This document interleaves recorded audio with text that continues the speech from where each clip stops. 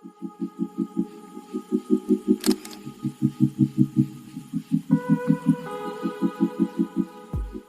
everyone, welcome to my channel. My name is Hysteria Rose and I am the independent author of my debut novel, Mythomania, as well as my upcoming release, Intro Laconic. Here is the cover. It is beautiful.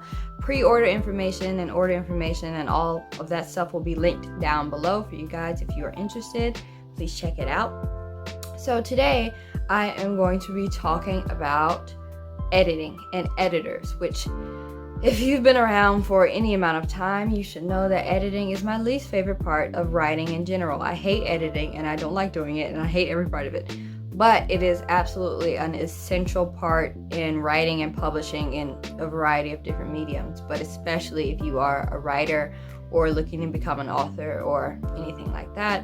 Editing is imperative to help with story clarity, consistency, of course, grammar, spelling, all of that stuff that makes reading a story flow and really sucks readers in. So, of course, as I would recommend for this story and for Mythomania, I hired editors, like third-party editors who were not me or people that I know, to go through and comb out all of the mistakes and all of the issues with editing. And I had two very different experiences. So I will talk about Mytho first. Mytho was my very first book, and I was figuring out everything I need to know about becoming an author and an independent author. So I was learning new stuff. I was watching videos. I was enrolling in programs, doing seminars, everything I could to try and figure out how to best make Mythomania published and there for the public. And I think overall I did a very good job. However, my biggest mistake, or the thing that if I could go back in time and change, would be the editor I chose. So I had been watching this other author who was like, these are some places you can look for editors, and she mentioned like Upwork. And as I was looking up into Upwork, I also was looking into Fiverr, which is kind of a similar program, except Fiverr you can get people to do all kinds of everything. So I was looking and I decided to go with this one lady who was on Fiverr. Excuse me. She had great reviews, like 5-star, wonderful reviews.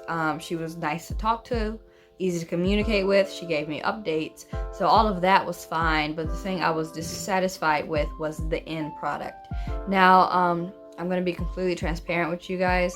I paid about $570 for that first lady to edit Mythomania.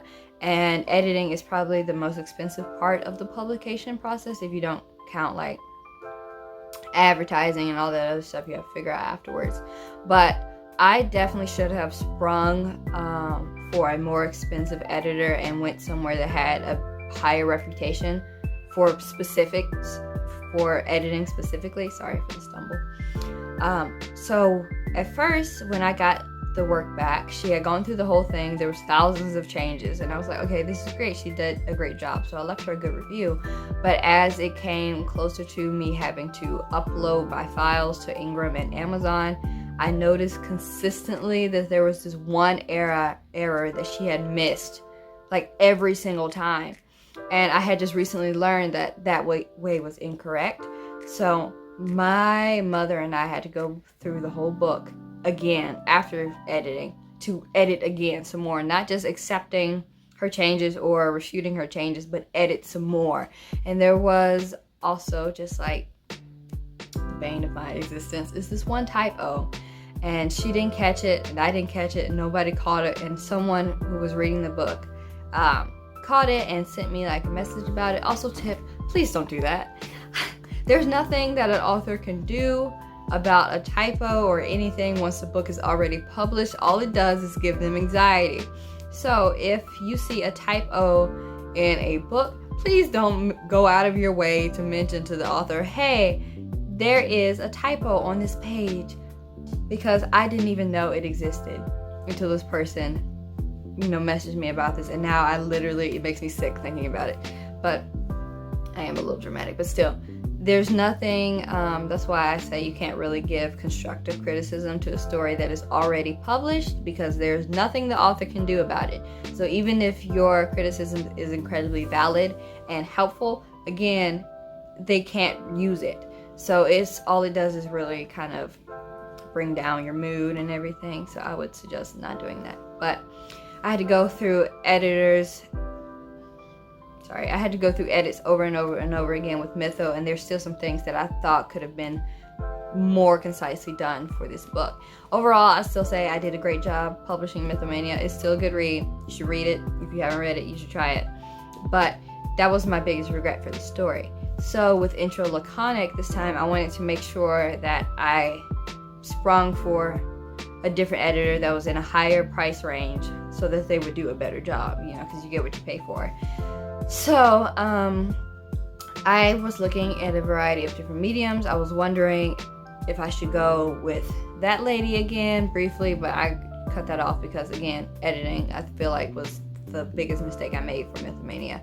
So what I looked into was Reedsy, and spoiler alert, I did end up going with an editor through Reedsy, not sponsored or anything, but there were some other options that I was also exploring. I had a friend of a friend, so not someone that I knew personally, who was an editor, and she hadn't worked on any big projects herself yet. So I was considering working with her, help a new person out. But the biggest thing about that is you don't ever want your book to be somebody's test project. So since she had never edited the type of work like long form fiction, I was very apprehensive. That and the fact that I would be paying her the same amount of money as I would be paying someone who has years of experience in the field and reviews and is vetted through Reedsy and everything. So after some talking to this person, I decided I did not want to go with her. And Upwork I had been looking into, but honestly I don't think the platform is as great to use because there's so many different people. And then again, I was worried about it being another Fiverr situation where there was a million different people that all said that they were good at things, and I just didn't want another bad experience. And I had also been looking into using a different seller than the one I had used the first time on Fiverr, and I messaged him and he seemed great. He had good reviews as well. However, he said something that really rung the alarm bells in my head. He wanted the full manuscript before he would quote me a price. And that's iffy to me because one, you don't know this person. You don't know, what's going on. Two, I was still in my beta phases. So my own personal edits weren't done. And I was just looking for someone to look at a sample of my work, maybe see what type of writing I do and what they would need to edit, and then look at how long the story was going to be and quote me on it like that. That's usually how people do it. So people won't always edit a small amount of your story first for a small fee or for free, but usually they do at least ask to see some part of your writing to understand how you are as a writer and what they can do as an editor. If you're someone who has a gazillion spelling mistakes, they're probably going to charge you more. Or if you're someone who just really has issues with clarity or whatever, so they know what they're getting into as well. So I didn't end up going with him because that rubbed me the wrong way, that he wanted the entire manuscript just to quote me. So I went with Reedsy, and if you've never used Reedsy, it's a great website to use for authors. I used it to format Mythomania's ebook version, and I also used it to format my arcs, which have gone out already. So if you are an arc watching this, hello, I hope you are enjoying the story. But so they have a lot of good articles and professionals and everything over there. Reedsy is always a good place to start somewhere if you don't know what you're looking for. So I queried, I think 3 or 4 different editors, and so 4 different editors over there. 2 of them, well, the way you do it is you fill out your form, you fill out basically your timeline and give them a sample of your writing and tell them what exactly editing you are looking for. So I did all of that and queried 4 different editors that all had good reviews. 2 of them shot me down. Either they weren't interested in the project or they were busy or whatever. They didn't specify. It just says that your request has been denied. And then I got 2 people who were interested. So The first person who was interested is the person that I actually ended up going with. I won't tell you her name, you know, but she went and she read it over. She sent me back a sample of her own editing as well as some proofs of editing she had done in the past. And she had a great resume, so that was really nice. And then her price was about $1 grand total to edit all of Intro Laconic. And Intro Laconic is, I think, 96,000 words, so it's shorter than Mythomania, but still very long. And then, so yeah, she was looking good. That was an option. And at that time, I was really deciding between her and that friend of a friend. But I decided to go with her because the other lady, she looked good as well, but her price was about $300 or $400 more expensive. So it took my editor a month to edit the entirety of my book, and then she sent me back, or a little less than a month. She sent it to me, I think, 2 days early. So I went and spent the next like 2 consecutive days editing. So I went through all of her edits. She used word track changes so I could see exactly what she changed, and I accepted my general rule for editors is if it's a grammar thing, I will accept it. Because obviously they're the professional. They know more about grammar and spelling and syntax and everything than I do. But if it was a suggestion for something plot-wise or, you know, similar, then I would take more time and look at that edit and decide if I wanted to accept it or what I wanted to change it to. And then that took forever. That took me basically 9 hours straight of just going through her edits. There were thousands of them. She did a great job. But then after that, I decided I was going to read the whole thing again. So I had to reread Intro Laconic, and my mom reread it as well. And just looking for other things that maybe I missed or that the editor missed or whatever.